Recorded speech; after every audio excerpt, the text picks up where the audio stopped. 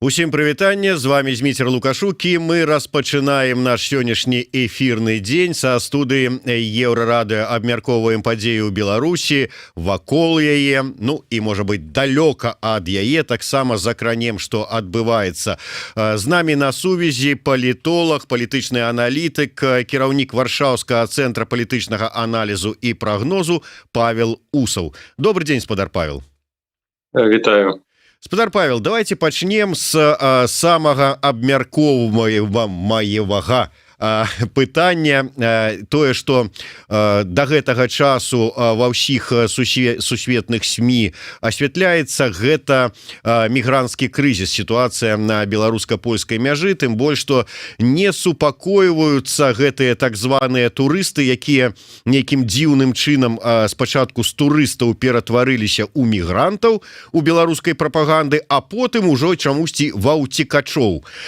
Метамарфоза, конечно, дзіўная, тым не менш, маем, што маем, як кажуць нашыя суседзі. Але, на ваш погляд, ці ўсё ж такі можна казаць, што, ну, нягледзячы на тое, што спробы патрапіць праз беларуска-польскую мяжу працягваюцца ледзь не штоноч, але што гэты мігранцкі крызіс завершаны. Пра гэта можна казаць ці не? На маю думку, гэты крызіс вельмі далёка ад завершвання, бо асноўныя задачы, якія ставіліся рэжымам, а магчыма і Пуцінам, бо трэба тут гэты крызіс разглядаць на двух узроўнях: расійскім, глобальным і лакальным лукашэнкаўскім. Так вось, асноўныя задачы, якія ставіліся гэтымі двума гульцамі, яны не вырашаныя пакуль што. Ідзе абмеркаванне, якія рашэнні будуць прымацца еўрапейскім звязам у будучым, на перспектыве у бліжэйшыя месяц-два, і ці гэтыя рашэнні, якія будуць прынятыя еўразвязам і захадам, будуць адпавядаць чаканням Лукашэнка. Мы бачым, што пасля размовы менавіта з выконваючай абавязкі канцлера Нямецчыны Ангелі Меркель, гэты крызіс падвіс, умоўна кажучы. Гэта мігранты, якія пераўтварыліся ў актыўных барацьбітоў супраць польскай агароджы. Яны былі адсунутыя, перабазаваныя ў нейкія лагістычныя цэнтры, і Лукашенко такім чынам чакае, якое будзе ўрэшце рэшт прынятае рашэнне, прынамсі адносна санкцый. Калі пяты пакет санкцыяў, які абвешчаны, што будзе прыняты праз тыдзень, будзе прыняты, то актывізацыя, актыўныя дзеянні на мяжы распачнуцца з новай сілай, і, магчыма, ужо там будуць прымаць удзел не самі выключна мігранты, а збольшага ўжо могуць быць і актывісты ці дзеячы беларускіх спецслужбаў, бо мы бачым, што гэта даволі эфектыўны механізм націску на рэгіён, націску на Польшчу, націску на еўрапейскі звяз. Таму зараз такая пауза, якая не азначае, што крызіс ужо вырашаны. Але глядзіце, калі ўсё ж таки можна было у выпадку з якой-небудзь іншай краінай і разлічваць, што паддадуцца, то у выпадку з Польшчай, як мне падаецца, спрацавала такая схема, што, як кажуць, не на тых нарвались. Польша адразу стала у сур'ёзны супраціў, і судзячы па тых захадах, якія прадпрымаюцца зараз, і агароджа, і сцягванне сілаў адпаведных, каб стрымліваць і вылаўліваць этих мігрантаў, здавацца яна не будзе і на папятую не пойдзе.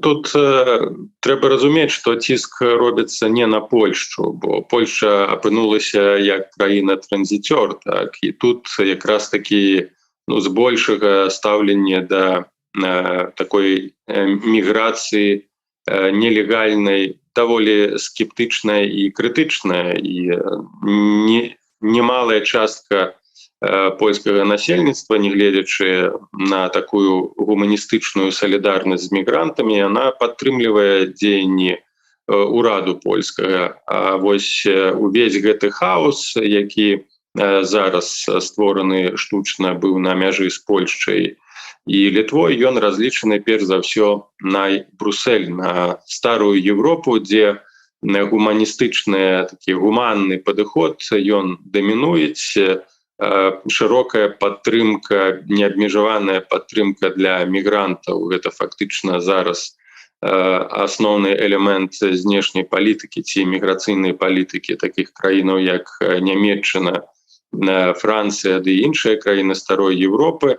І вось на гэтую грамадскую апінію тых людзей, якія лічаць, што неабходна дапамагчы мігрантам, нягледзячы на абставіны таго, як яны там апынуліся, і разлічаны гэты ціск, правакацыя. Бо гэта першы момант. Другі момант, сам канфлікт, так, на мяжы з еўразвязам, ён вельмі непрыемны для Брюсселя, зноўку для старой Европы, якая ніколі не была і не будзе, напэўна, гатовая да такіх вострых выклікаў. Магчыма, адбудзецца нейкая эвалюцыя ў будучыні, але на сённяшні момант на першым месцы ўсё ж такі знаходзіцца падыход нейкага бесканфліктнага вырашэння сітуацыі. Менавіта на гэты вось такі гуманны, гуманістычнае гледжанне, падыход і разлічаны ўсе тыя дзеянні, якія спрабуе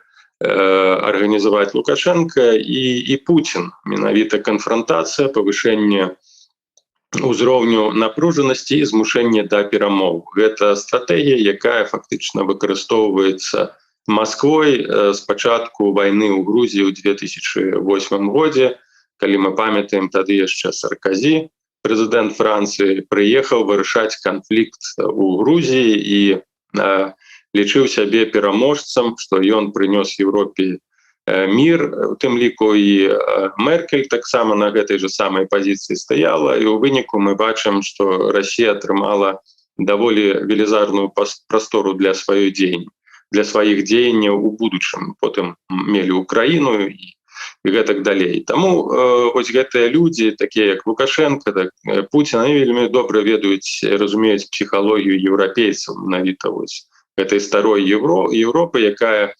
за сваю гісторыю стамілася ад канфліктаў, ад канфронтацыі, хоча больш-менш камфортнага жыцця і не клапоціцца пра вынікі вось гэтага падыхода, які яшчэ больш пашырае прастору для агрэсіі з боку аўтарытарных лідараў. Таму вось на гэтай абшар і разлічаны правакацыі, у далейшым яны будуць на гэта разлічаны, каб менавіта Брюссель націснуў на Польшчу альбо дапамог фінансава ці лагістычна ў вырашэнні гэтага крызісу ў абыход Варшавы.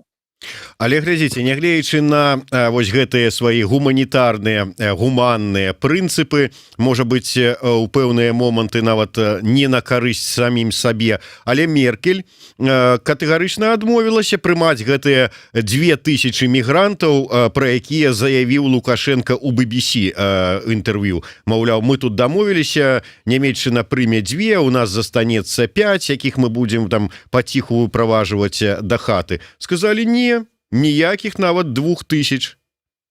Ну, гэта ўжо пасля такой моцнай крытыкі, якая абрынулася на Меркель з боку сваіх саюзнікаў, нават сваёй супольнасці нямецкай. Напэўна, не чакаў нямецкі ўрад такой моцнай крытыкі і салідарнасці з Польшчай. Тут у гэтым сэнсе ўжо рэжым мог не чакаць. Напэўна, вось гэты тэлефон нейкім сэнсе натхніў, размова тэлефонная натхніў Лукашенко, таму ён вельмі хутка пачаў арганізоўваць гэтыя лагістычныя цэнтры і перабазіраваць мігрантаў, але не прылічыў, што ўсё ж такі рашэнне можа быць і не прынятае ў выніку такой моцнай крытыкі. Гэта азначае, што трэба чакаць новага ціску у гэтым гібридным супрацьстаянні на Польшчу, на еўразвяз, хаця зараз мы бачым, ёсць нейкія такія дыпламатычна-умоўныя, дыпламатычна-палітычныя зрухі, ну, прынамсі, згодна з апошнімі там інфармацыямі, што прыехала і камісія ВОЗ Сусветнай арганізацыі здароўя у Брузгі, прыехалі прадстаўнікі Еўрапейскай камісіі, каб прааналізаваць агульную сітуацыю. І на сённяшні момант ужо Лукашенко і Каранік сёння выступаў, ведаем, які запатрабаваў, каб еўрапейскі звяз прафінансаваў усе тыя страты фінансавыя, якія панесла Беларусь за утрыманне гэтых мігрантаў і за тое, што Беларусь будзе іх выправаджваць з краіны. То бок ужо патрабаванні мы бачым, узровень патрабаванняў трошкі абніжыўся. То бок зараз гутарка вядзецца ўжо проста пра тое, каб атрымаць нейкую умоўную дапамогу, каб фінансавую, каб прынамсі не выглядаць цалкам прайграным у дадзенай сітуацыі. Але яшчэ раз падкрэслю, гэта адна са стратэгіяў, падыходаў. Я не думаю, што у тых умовах, пры якіх зараз развіваюцца адносіны з Захадам, Лукашенко так проста адступіцца ад далейшых правакацыяў і ад стварэння напружанасці і агрэсіўных дзеянняў на мяжы з Польшчай. Я думаю, што ўзровень, вось калі не будзе прынята нейкіх для Лукашенка, для рэжыму пазітыўных рашэнняў, я думаю, што можна чакаць, што ўзровень напружанасці можа павысіцца ў некалькі разоў. Прычым гэта ўжо можа быць не толькі, скажем, чыста міграцыйная прысутнасць, але магчымая і напружанне ў сэнсе такой пашыранай вайсковай прысутнасці беларускіх вайскоўцаў на мяжы. Дарэчы, пра пашырэнне вайсковай прысутнасці. Вы ў сябе ў тэлеграме апублікавалі цікавы допіс. Нават не ведаю, як гэта была ваша такая іронія і жарт, ці вы ўсур'ёз разглядаеце верагоднасць таго, што сітуацыя такая. Колькі тысяч гэтых турыстаў, якія нечакана сталі уцекачамі, прыехаўшы па турыстычнай візе, ўсё, а тут, оказывается, яны вот так вот уцекачы, якія яшчэ і фінансавыя цяжар на беларускі бюджэт накладаюць. Але тым не менш, колькі іх тут, невядома. Па некалькі соцен там іх выязджае, 400 там з нечым першы раз вылетела, тут 100 з нечым другі раз, ці вылетела, ці плануе выехаць, але гэта кропля у параўнанні з тымі там тысячамі, якія ёсць, якія пакуль што не плануюць з'язджаць. І вось вы напісалі, што зараз з іх сфармуюць такія мігранцкія батальёны, якія будуць перыядычна ствараць нейкія праблемы палякам на мяжы. Вы сапраўды думаеце, што могуць быць такія, як ва Францыі зробяць такі замежны легіён з гэтых вось уцекачоў, так бы мовіць? Лукашенко падчас інтэрв'ю з журналістам BBC сказаў пра тое, што на тэрыторыі Беларусі знаходзіцца зараз 7 тысячаў мігрантаў. Гэта велізарная колькасць, і, безумоўна, тут такая в пэўным сэнсе пастка для рэжыму, бо вывесці іх усіх за свой кошт — гэта велізарныя грошы для бюджэта, у любым выпадку там некалькі мільёнаў. Так, а яшчэ больш гэта іміджавыя страты, то бок нічога Лукашенко не атрымаў ад гэтага міграцыйнага крызісу, ніякіх саступак, а наадварот яшчэ большы ціск і больше санкцый. Канешне, з гэтым ён змірыцца не можа і будзе выкарыстоўваць усе магчымасці, каб утрымаць гэтую напружанасць. Ці будуць сфарміраваныя такія лятучыя атрады ці міграцыйны легіён, сказаць цяжка, хаця і былі ж інфармацыі пра тое, што нібы зброя туды пастаўляецца і што Лукашенко рыхтаваў там нейкіх адмысловых спецоў недзе на базах Сярэдняй Азіі. Гэта могуць быць спекуляцыі, а могуць і не быць спекуляцыі, улічваючы агульна тыя дзеянні і тую логіку, хутчэй адсутнасць логікі ў дзеяннях сённяшняга аўтарытарнага рэжыму ў Беларусі, магчыма ўсё. Гэта могуць быць і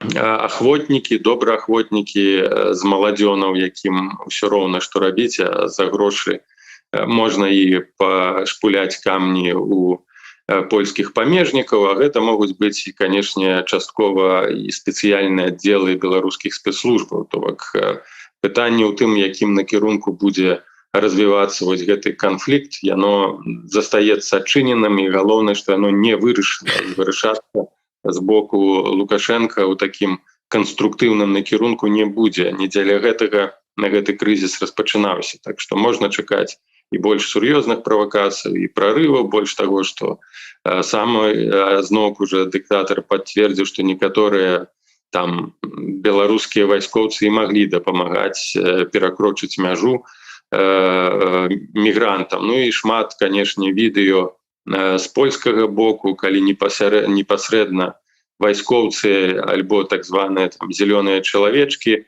выкопваюць слупы, разрываюць агароджу, ну і фактычна правакуюць палякаў на нейкія дзеянні. Таму гэта спіраль канфлікту, яна, на жаль, у бліжэйшы час не панізіцца.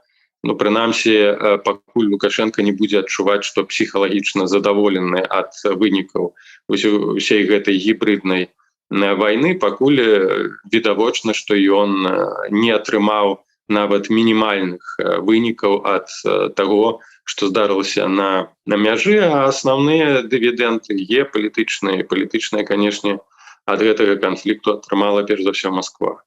Дарэчы, пра Москву, пра спробу, ну или там з просьбай вырашыць гэты канфлікт да Пуціна звярталася і тая ж самая Меркель і Макрон, прэзідэнт Францыі.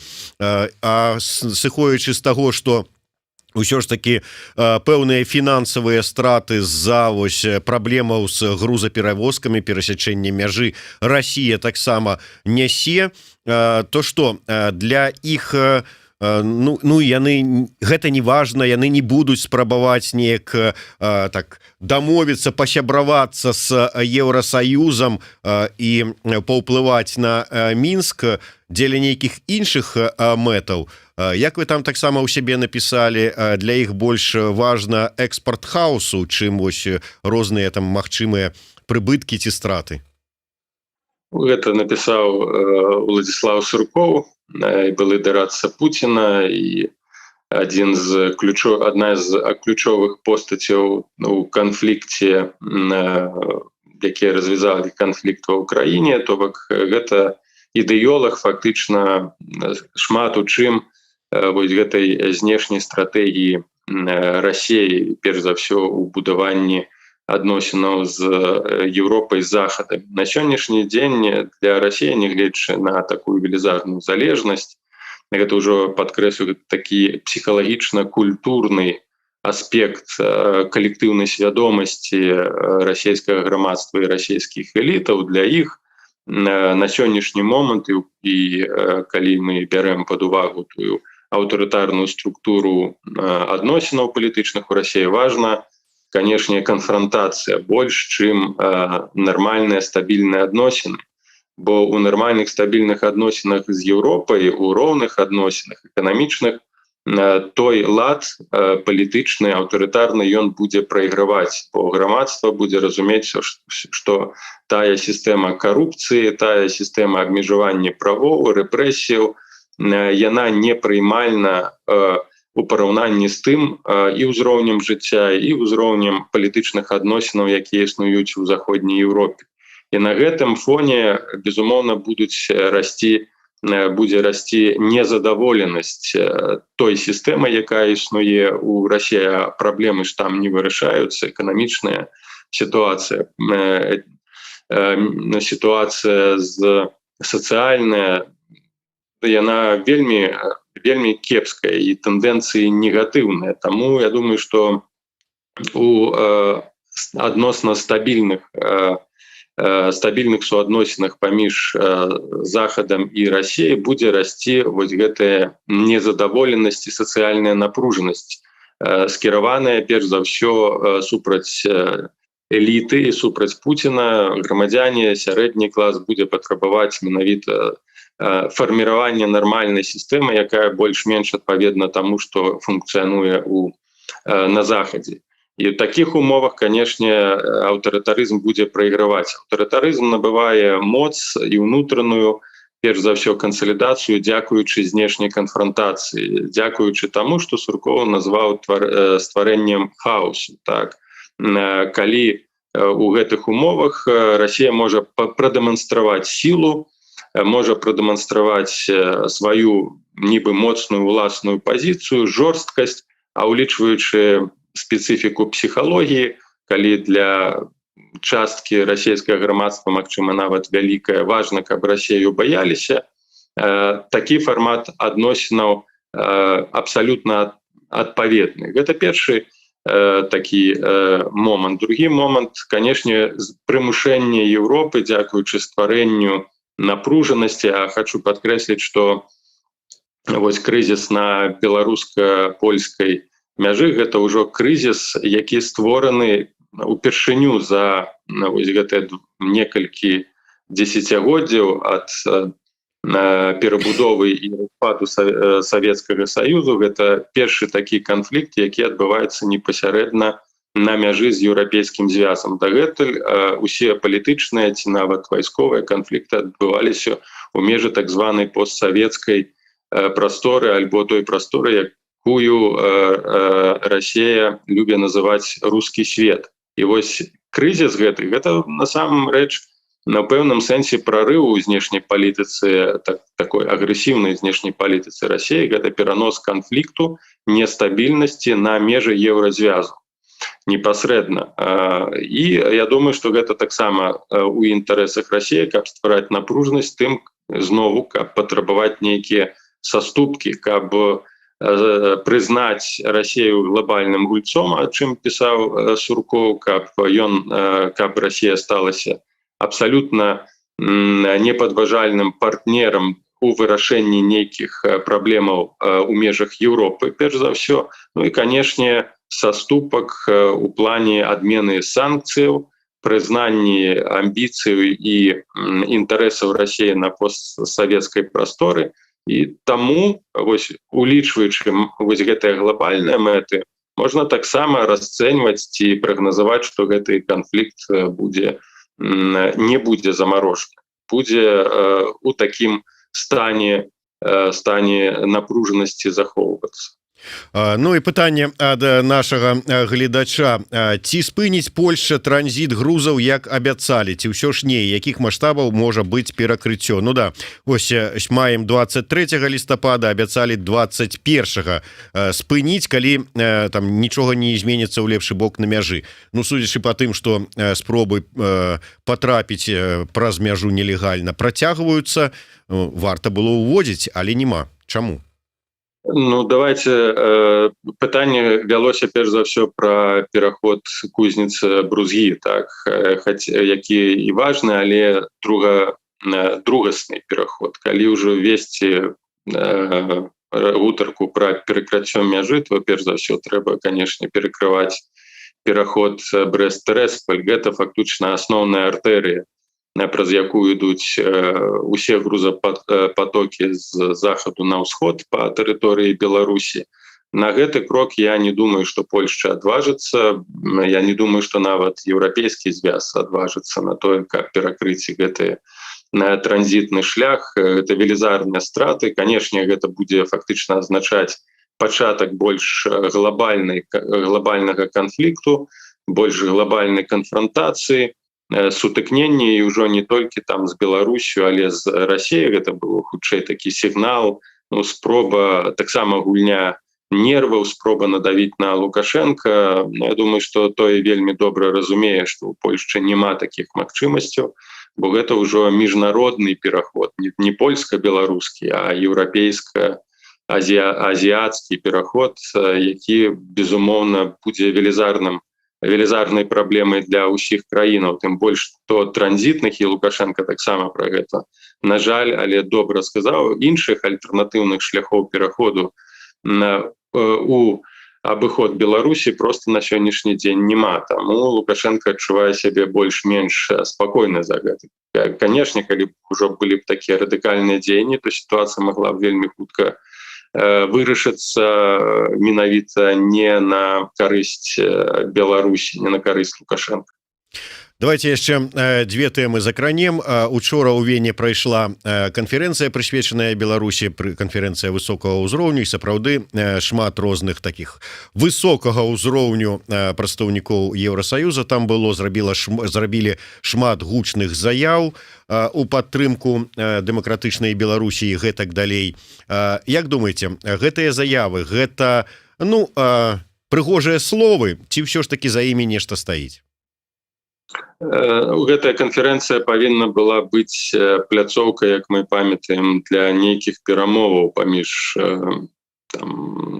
афіцыйным умоўным Менскам і апазіцыяй пры таксама удзеле Масквы, але як мы бачым, фактычна калектыўны ўсход, Беларусь, Расія, яны адказаліся ў удзеле гэтай канферэнцыі, у якім заўгодна фармаце, падкрэсліваючы, што ніякіх перамоваў не будзе і размовы будуць весціся на сённяшні дзень толькі з пазіцыі сілы.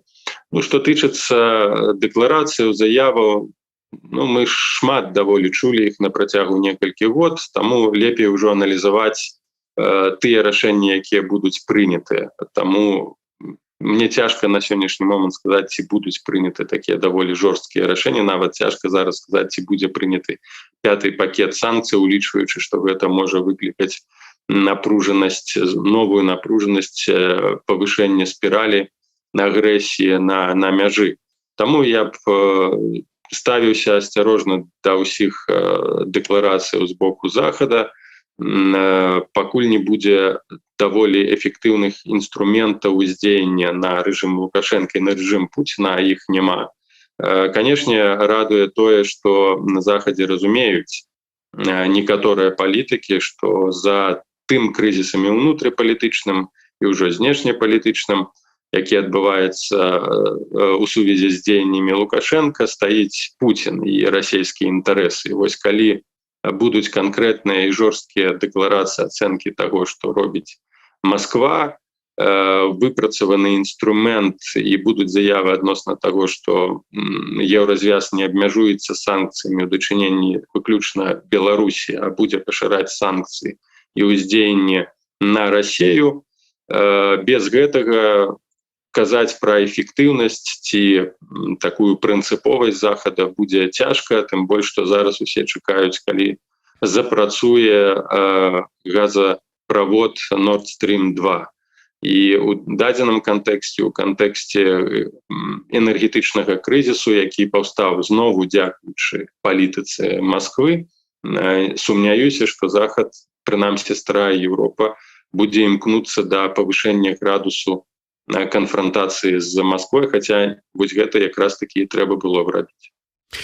Скажите, а ўсё ж таки ці нема рызыкі такой, што будзе чарговы крызіс у адносінах паміж Мінскам і Масквой, пачынаючы вось з той сітуацыі з ботакснага, які хаваецца ў бункеры, і зараз, так бы мовіць, ты выпад падчас інтэрв'ю BBC Лукашэнкі на бок Пуціна, што, маўляў, што ты там мне раіш, з якія перамовы з апазіцыяй, вось сядь за стол перамоваў з Навальным. Гэта такая гульня ў перакідываннямі нейкімі такімі кпінамі, ці прыкмета таго, што можа быць сапраўды нейкая напружанасць у адносінах, нейкая канфронтацыя, а ў такім выпадку ці гатовы Мінск ваяваць на 4 фронты?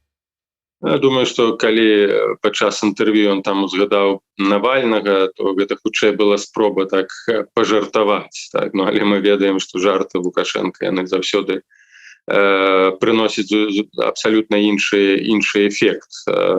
Я не думаю, што ёсць нейкая напружанасць.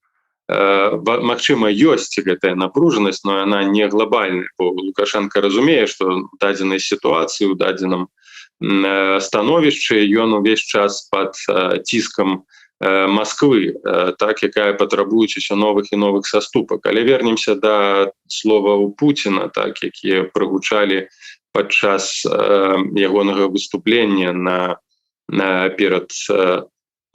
перад актывам Міністэрства ўнутраных спраў, Міністэрства замежных спраў. Ён там у такім даволі, ведаеце, абстрактным кантэксце казаў пра неабходнасць дыялогу з захадам, дыялогу паміж уладамі і апазіцыяй. Гэта была хутчэй спроба з сябе стварыць такога донара стабільнасці для Беларусі, але не было ніякага жадання, ніколі не будзе, каб насамрэч Лукашенко перамаўляўся з апазіцыяй, ці апазіцыя ў Беларусі гуляла, рэальная апазіцыя хаця б нейкую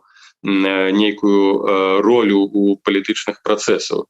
Гэта быў сігнал, ці нават не сігнал, а ідэалагічная абалонка для унутранага, у пэўным сэнсе для знешняга спажыўца, што Расію варта разглядаць як першаснага, прыярытэтнага донара стабільнасці ў рэгіёне. Ніхто іншы, акрамя Расіі, гэтую роль на сябе не можа ўзяць. Вось гэта быў галоўны пасыл, а не на той змест, які пазней пачалі ў яго ўкладаць беларускія аналітыкі, заходнія таксама і журналісты. Таму для Захада, для Расіі ніколі не будзе прыярытэтам нейкія дэмакратычныя змены ў Беларусі. Напружнасць, звяртаючыся да інтарэсаў Расіі ў Беларусі, яна будзе, безумоўна, бо, як я ўжо казаў, Лукашенко разумее, што ў гэтай сітуацыі ён фактычна выканаўца палітыкі знешняй, у некаторай ступені ўнутранай тых стратэгічных планаў і інтарэсаў Москвы. Той факт, што ён падпісаў 28 мап дарожных, пра гэта сведчыць. Пуцін таксама яшчэ падкрэсліў пра неабходнасць далейшай інтэграцыі, паглыблення інтэграцыі, што 28 мапамі працэс гэты не абмяжуецца. Варта таксама прааналізаваць словы міністра абароны Расіі Шойгу, які таксама казаў пра тое, што Расія будзе бараніць інтарэсы саюзнай дзяржавы і пашыраць, так бы мовіць, шчыт вайсковы супраць НАТО, тым больш, што да сённяшняга моманту мы не ведаем пра змест ваеннай дактрыны саюзнай дзяржавы, якая была таксама падпісана разам з 28 мапамі, пра што, якая стратэгія акрэслена ў гэтай дактрыне, якія будуць далейшыя дзеянні Расіі менавіта ў межах саюзнай дзяржавы ў накірунку стратэгічнай супрацы. Недавно была падпісаная план дзеянняў па развіццю военно-стратэгічнай супрацы рэгіянальнай групоўкі войскаў. Там запланавана больш за 100 мерапрыемстваў для менавіта пашырэння і паглыблення інтэграцыі. Гэтак далей мы бачым, што Расія працягвае нарошчваць уплывы ў стратэгічнай сферы, у палітычнай, у эканамічнай на Беларусь, і Лукашенко гэта напружвае, і напружвае больш таго, што ён разумее, што нічога не можа ў гэтым накірунку зрабіць. Проста рэсурсаў унутраных няма, знешніх рэсурсаў няма. Таму яму прыходзіцца таксама з гэтага гледзячча яшчэ больш праводзіць агрэсіўную палітыку ў дачыненні да Захада, радыкалізавацца, каб даказаць Пуціну, што ён яму неабходны. То бок Лукашенко Пуціну неабходны, бо ніхто іншы, акрамя Лукашенко, не зможа такім чынам ствараць напружанасць, фактычна весці гібридную вайну супраць Захада. І паказваючы гэта, патрабуе дадатковай палітычнай і эканамічнай падтрымкі. Таму тут такі вось супярэчлівы сімбіоз.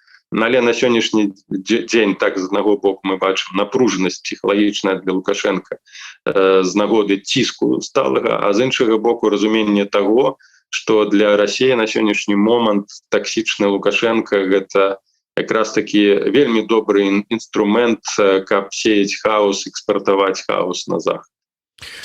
Дзякуй вялікі. Ну вот такая тэорыя экспорта хаоса ад Суркова, якую в прынцыпе пацвердзіў нам Павел Усаў. Дзякуй вялікім. Павел Усаў, Зміцер Лукашук былі в эфіры Еўрарады. Праз 20 хвілінаў працягнем. Наш чарговы госць, палітычны аглядальнік Пётр Кузнецоў. Далучайцеся, слухайце, глядзіце, задавайце свае пытанні. Дзякуй вялікі, спадар Павел.